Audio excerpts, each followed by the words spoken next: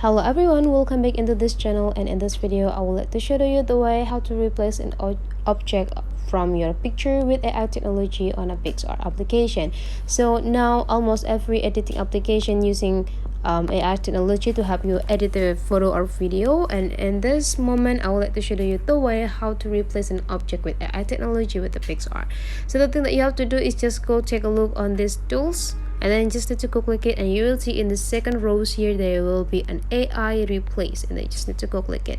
And now you just need to brush the part of your photo that you want to replace. Just brush in it the part that you want to replace with the other object, probably right there, and after that go click replace.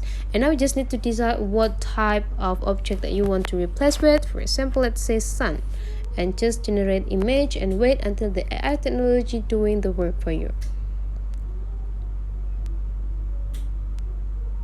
There will be like several options you got here. You just need to choose one of them, and after that you just need to click and download those pictures. So that's the way how to replace an object with AI technology only with a Picsart application. Hopefully this tutorial today is useful for you guys. So don't forget to leave some comment, like, and subscribe into this channel, and I'll see you for the next video.